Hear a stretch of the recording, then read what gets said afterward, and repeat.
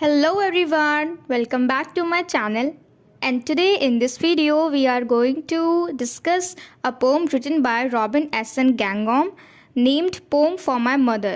तो इस वीडियो में हम जानने वाले हैं कि किस तरीके से जो पोएट है वो अपनी मम्मी के लिए, अपनी मदर के लिए पोएम लिखते हैं और उनको डेडिकेट करते हैं, और इस पोएम के थ्रू वो अपनी मदर के लिए अनकंडीशनल लव और ग्रैटिट्यूड को एक्सप्रेस करते हैं। तो ये जो पूरी पोएम है वो अपनी मदर को डेडिकेट करते हैं।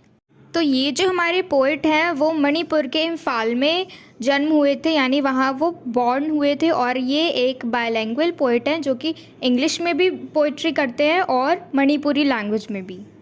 और हमारे इस पोएट को कथा अवार्ड भी मिल चुका है, और ये पोएम जो है वो एक ऑटोबायोग्राफिकल पोएम है। तो चलिए स्टार्ट करते हैं। Okay, but first let me show you his mother's picture, his mother's face. Okay, so let's finally start our poem. Palam Apokpi, mother who gave birth to me. How I hated leaving home to be a man 10 years ago. Now these hills have grown on me. तो पैलम अपोकपी यानी ये हमारे poet की mother का name है। Mother who gave birth to me, वो माँ जिन्होंने मुझे जन्म दिया।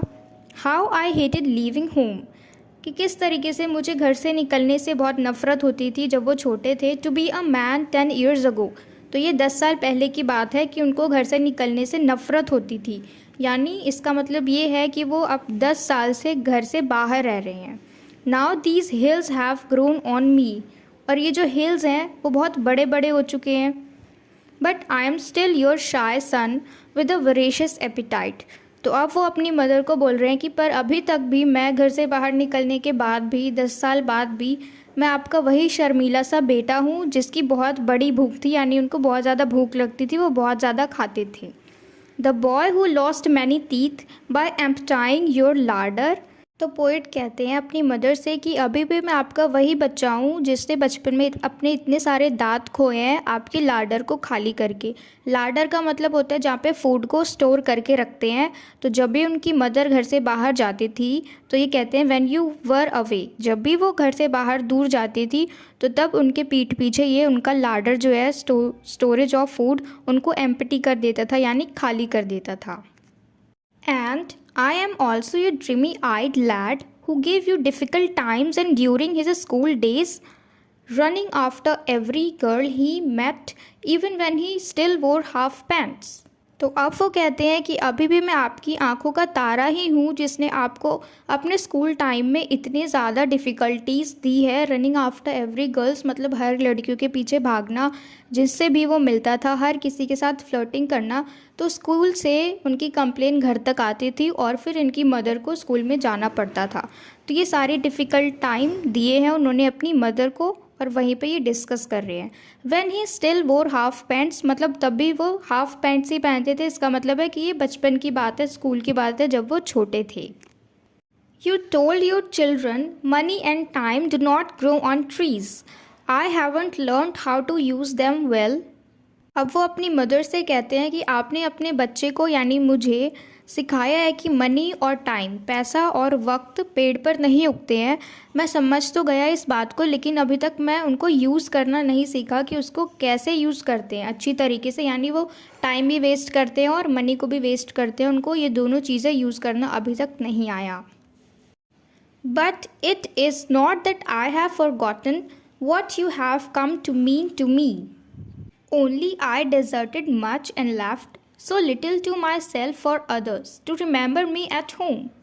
अब वो अपनी मदर से कहते हैं कि ऐसा नहीं है कि वो उनकी बातों को भूल गए हैं। अब वो बस इतना कहना चाह रहे हैं कि जो उन्होंने सिखाया था उनको, जो उनकी मदर ने उन्हें सिखाया था कि मनी और टाइम को किस तरीके से यूज़ करना है, वो कहते हैं कि मैं नहीं सीख पाया कि उनको कैसे यूज़ करना है। पर ऐसा नहीं है कि मैं ये सारी बातें भूल गया हूँ। तो उनको थोड़ा थोड़ा रिग्रेट हो रहा है कि उनकी मदर ने सिखाया और वो नहीं सीखे। पर वो कहते हैं कि only I deserted much and left so little of myself for others to remember me at home. पर वो कहते हैं कि पर मैंने सबके लिए इतना तो किया है कि सब लोग मुझे कुछ ना कुछ मेमोरी सबके पास होगी मुझे लेकर। I know how you toil as all mothers do for unmarried sons and aging husband and liberated daughter-in-law, worried about us for a long time. अब वो कहना चाह रहे हैं कि वो बहुत अच्छी तरीके से जानते हैं अपनी मदर को कि किस तरीके से वो इतनी मेहनत कर रही हैं, इतनी कठिन परिश्रम कर रही हैं जैसे कि बाकी मदर्स करती हैं फॉर अनमैरिड सन्स, यानी उनके बेटों के लिए, कुंवारे बेटों के लिए जिनकी शादी नहीं हुई है, वो घर में ही रहते हैं। एंड एजिंग हस्बैंड, और उनके हस्बैंड के लिए जिनकी उम्र हो गई है, उम्र तो उनकी मदर की भी है लेकिन फिर भी वो सबके लिए कर रही है। And liberated daughters in law, इसका मतलब है, लिबरेटेड का मतलब है कि जो उनकी डॉटर इन लॉ हैं वो भी पढ़ी लिखी होंगी और बाहर जॉब करती होंगी, मतलब घर में रह के काम नहीं कर पाती होंगी, तो वो इन सबको संभालती है, अनमैरिड सन को भी, उनके एजिंग हस्बैंड को भी और उनकी जो डॉटर इन लॉ हैं उनको भी। Worried about us for a long time, कि हमारे लिए चिंतित है इतने दिनों से। Your lips couldn't blossom into a smile. Lines have furrowed your dear face and the first sign of snow are on your hair. अब वो कहते हैं कि आप इतने ज़्यादा परेशान हो, इतने ज़्यादा चिंतित है वो हमारी पूरी फैमिली के लिए कि आपके जो लिप्स हैं वो कभी स्माइल नहीं करते, आपके ऊपर इतना ज़्यादा टेंशन है हम सबको लेके कि आप कभी स्माइल नहीं करते हो। Lines have furrowed on your dear face, और आपके फेस पे ही जो लाइंस हैं उन सब से ही पता चल रहा है कि आपको कितनी ज़्यादा टेंशन है हमारे लिए। The first sign of snow are on your hair, यानी कि जो फर्स्ट साइन है जो टेंशन की वो उनके बालों में दिख रही है, यानी जो उनके वाइट बाल हो चुके हैं वो दिख रहे हैं। वाइट बाल से ये पता चलता है हमें कि अब जो पोएट की मदर है उनकी भी एज हो चुकी है, अब वो भी बूढ़ी होती जा रही हैं और उनके फेस पे जो रिंकल्स आ रहे हैं उन सब से पता चलता है कि अब उनकी भी एज हो रही है। Today as on every day, you must have risen with temple bells before cockcrow, swept the floors and the ritual bath, cooked for remainder of us. अब वो कहते हैं कि आज भी हमेशा की तरह अब जल्दी सवेरे उठ गए होंगे विद टेम्पल बेल्स, जैसे ही मंदिर की घंटियाँ बजी होंगी, बिफोर कॉकक्रोज यानी जो भी मुर्गा वगैरह बांग देते होंगे उनसे पहले ही आप उठ गए होंगे और उठ के पोछा लगा दिया होगा और उसके बाद आपने रिचुअल बाथ यानी धार्मिक स्नान कर लिया होगा और फिर उसके बाद ये सब करने के बाद आपने हम सब के लिए खाना बनाया होगा। I can see you returning every day at dusk from the bazaar, your head laden with baskets. और अभी भी मुझे याद है, अभी भी मैं देख सकता हूँ आपको कि आप जब शाम के वक्त बाज़ार से आते थे तो आपके सिर पे कितना ज़्यादा बोझा होता था, बास्केट्स होते थे जिस पे बहुत सारा सामान लदा हुआ होता था। Must you end this toiling forever? I am sorry, Palin.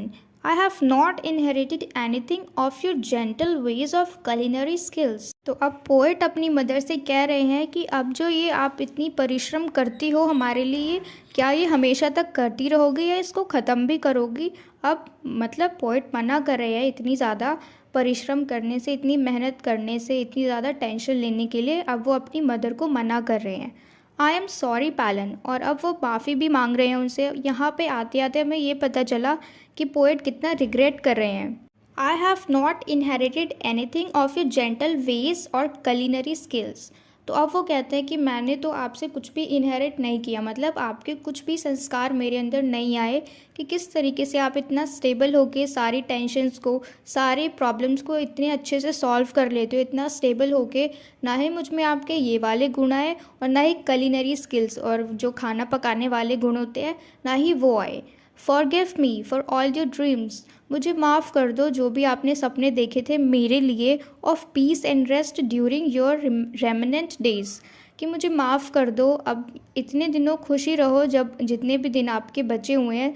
Remnant days का मतलब है रिमेनिंग डेज़ जो भी उनकी ज़िंदगी के हैं, क्योंकि अब उनकी एज हो चुकी है। तो इसलिए जो हमारे पोएट है वो बहुत ज़्यादा रिग्रेट कर रहे हैं कि अब उनकी एज हो चुकी है और वो अपनी मदर का सपना पूरा नहीं कर पाए। I only turn out to be a small man, अब वो बोलते कि मैं तो जो आप चाहती थी वैसा नहीं बना, लेकिन सिर्फ एक छोटा सा आदमी बना हूँ विद अ स्मॉल ड्रीम्स, छोटे सपनों के साथ, and living a small life, और अपनी एक छोटी सी ज़िंदगी जी रहा हूँ। तो इस पूरे पोएम में हमें ये पता चला कि किस तरीके से पोएट अपनी पुरानी बातों को याद करते हैं, अपनी मदर को सारी बातें बताते हैं कि कितना परेशान किया उन्होंने और उनकी मदर ने उसके बावजूद उनको कितनी सारी चीज़ें सिखाई और वो उनके सपनों को पूरा नहीं कर पाए। और अब 10 साल बाद उनकी मदर की एज हो चुकी है, अब वो बूढ़ी हो चुकी है, तो अब जो हमारे पोएट है उनको बहुत ज़्यादा रिग्रेट फील हो रहा है, वो बहुत ज़्यादा सॉरी फील कर रहे हैं और इसलिए उन्होंने अपने मदर के लिए ये पोएम लिखी है ताकि वो उनसे माफ़ी मांग सके। तो इस पोएम में सिर्फ इतना ही, और यहाँ पे हमारा ये पोएम ख़त्म हो जाता है, कंप्लीट हो जाता है। और मुझे उम्मीद है कि आपको ये पोएम बहुत अच्छी लगी हो, समझ में आया हो। Till we meet in the next video, keep learning.